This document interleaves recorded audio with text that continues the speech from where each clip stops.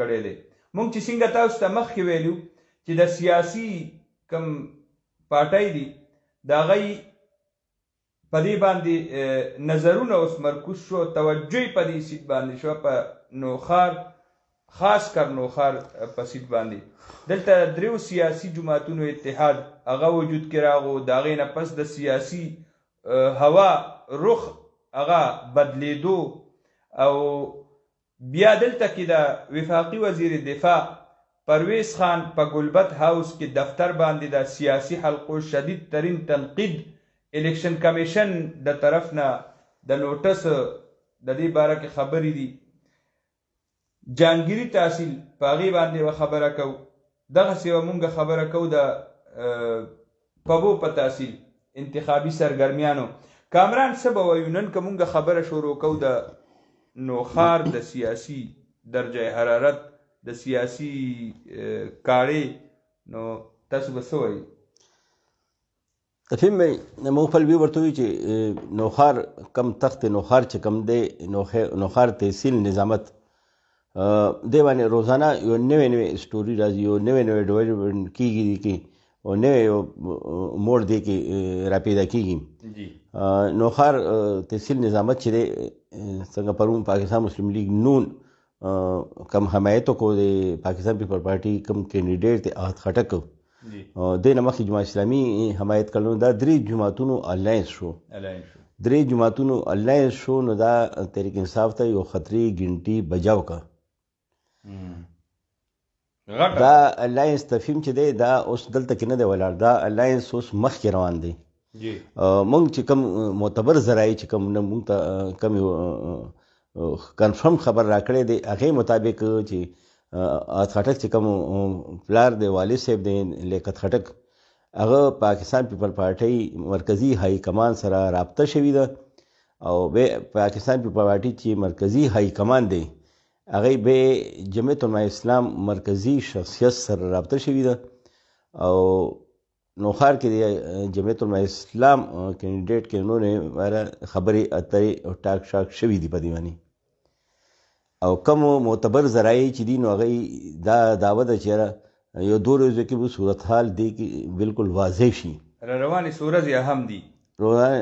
یو څو ورځې چې راتلونکې ورځې انتهایي اهم دي او درې جماعتونو انلاینس خو دا مخکې نه جوړ دی او بل چې دی قومي وطن پارټي دی هغې مو سره اعلان کون والا دی ولې هغې دوه ورځې اغوښتې دي او دغه شان دی بله اهم سیاسي جماعت کو جمعیت علماء اسلام چې الائنس ورسره وکړو نو بس بیا به کم چې دی نو په نوخار کې به د پاکستان تحریک انصاف چې وي نو هغې به د مادامس کلندر شي. پاکستان پیپل پارټي چې دی ډېر انتهایي مضبوط پوزیشن کې به په دې حلقې باندې راشي او دا دنګل چې دی نو ډېر دلچسپۍ مرکز به جوړ شي. او اسې مونږ خیبر پښتونخوا کې چې ګورو نو ټولو کې سوا دلچسپي چې ده په نوخار سیټ باندې ده ولې چې ټولو خلکو نظر دی چې دلته چې پاکستان پیپل پارټي چې کوم اهم شخصیت دی پاکستان تحریک انصاف چې کوم اهم شخصیت دی وزیر دفاع پرویز خان خټک هغه فرزند اسحاق خټک ولاړ دی او دغه شان دی چې کوم دی هغې رور دی لیاقت خټک عام د تحریک انصاف اوس هم سیټل ایم پی اے دی یا ریزاین یې نه دی ورکړی هغې پاکستان پیپل پارټۍ کې شامل شوی دی او سره د زوی او خپل اعلان یا فی الحال نه دی کړی نو دی میس کې مقابله ده نو ټولو نظر په دې باندې دی چېرې مشر رور چې دی هغه زوی به کامیابي یا کشر رور زوی به کامیابېږي. نو سیاسي جماعتونه چې دي نو هغوی په دې باندې نظر دی او خیبر پښتونخوا عوام چې دی هم په دې باندې نظر دی. مونږ چې وګورو تفهیم مونږ لږ نظر واچو نو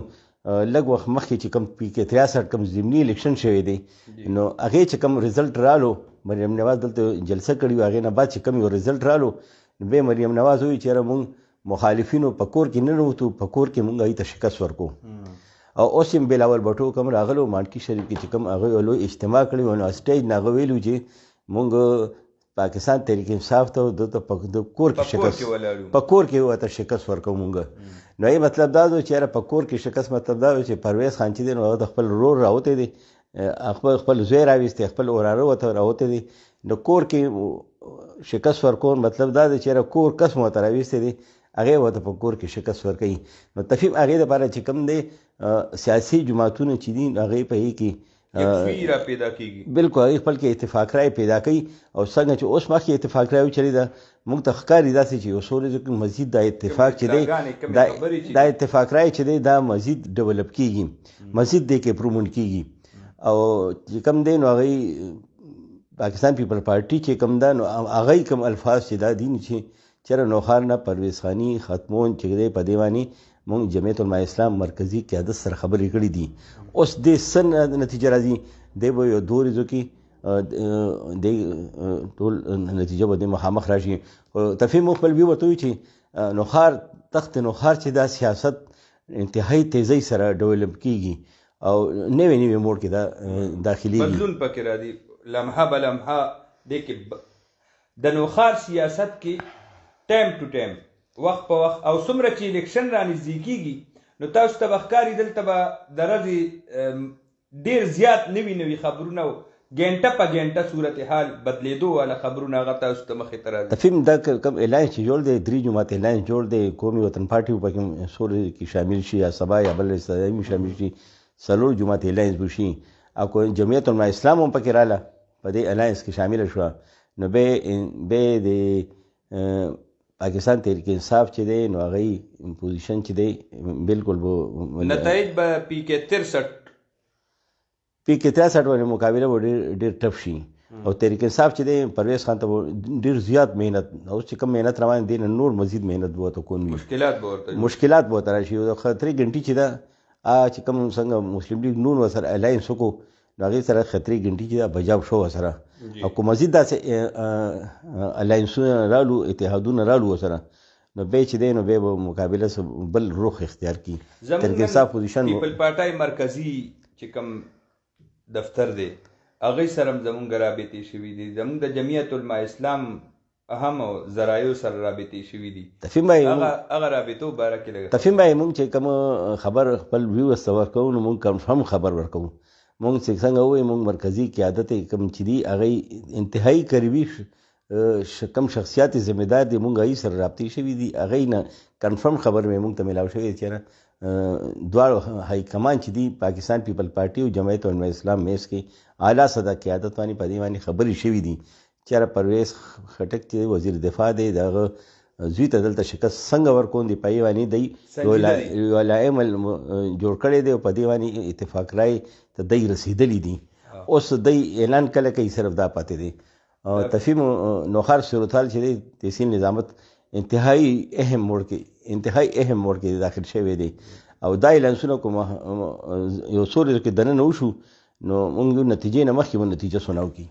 بالکل ګرانو کتونکو